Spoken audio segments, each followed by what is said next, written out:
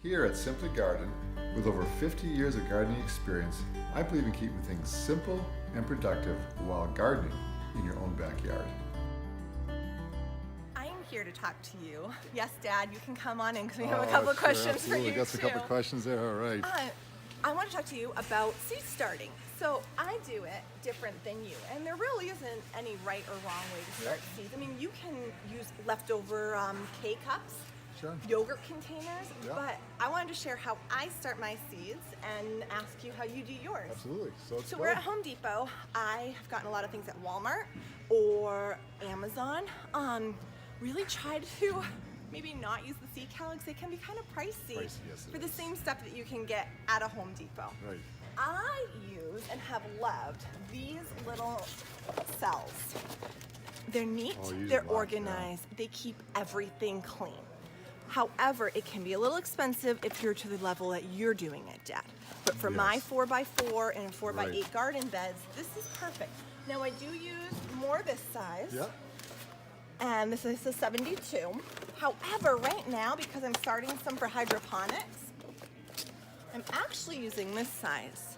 And this is great. You have a little 12. You can buy the replacement pellets. Say it's only, you can buy the pellets And individually. I keep this container, so I don't even need to buy these containers anymore. I buy the replacement pellets, and they have netting on the outside, and they keep the dirt.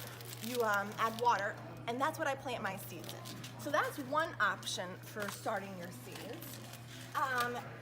I love this grow light. I actually have this grow light. I have, I think, 3 of them because I have my little greenhouse kit. Which is awesome. And actually, a little hint shiny here. So I start my stuff indoors on top of my furnace down in the basement. Yes. I'm cheap. I don't even use I have pads, grow pads, but I think you even handed one off to me. Yeah, I think I used a little more this year, but I had a hard time getting my peppers germinated last year. So, but then I bring them over to the nursery, which is Jen's house. I have, and we'll show it. We'll show it in a picture nurtures video. them, and they come out beautiful. Then I take them back and put them in the sunny window. So it's this little indoor greenhouse, but in it you need a grow light, and I love this one. I have an LED one at home that I use as well, but this is a really good one. These called T11s? T5.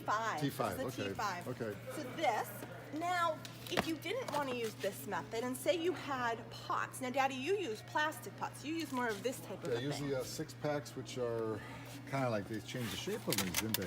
They have. Yeah. Well, right here, Dad, but this is going to be your peak, but same idea. I use the plastic ones like this because they're reusable. And I put first I do start with a regular 3-inch or 4-inch pot. Yes. And I sprinkle them on top.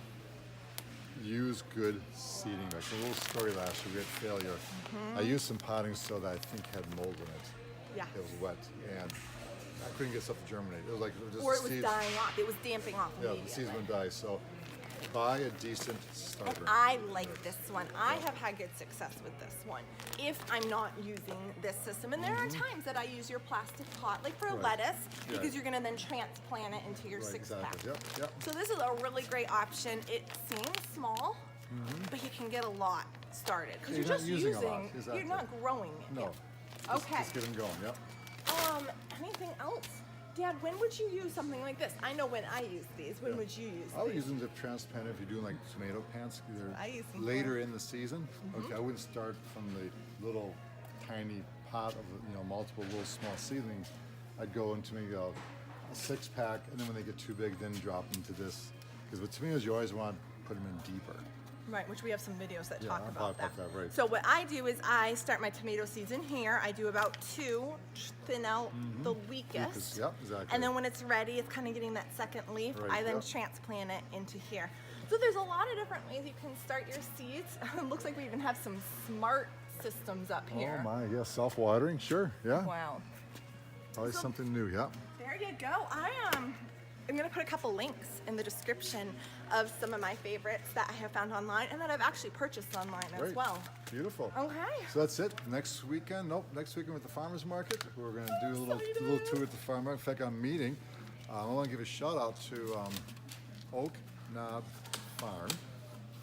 I think of similar. We'll put a link for this one here. I'm actually meeting him at the farmer's market in Exeter, New Hampshire, next weekend. Yes. So we're excited to meet them. YouTube channel, and they do a great job. They've been doing it for a couple of years. He has a great following, but I tell you what, get on his channel, check it out, subscribe. It's a good guy worth checking out. Hey, I And thought his this was wife, supposed too. to be my video. Oh, hi. Hey, it will be on YouTube, you know. Come on. So, We're gonna end it here. Yeah. You have a good night. Be sure to subscribe, Thank like, you. and press the bell, right, thank you. Daddy? Absolutely. All right. We'll see you soon. Bye bye.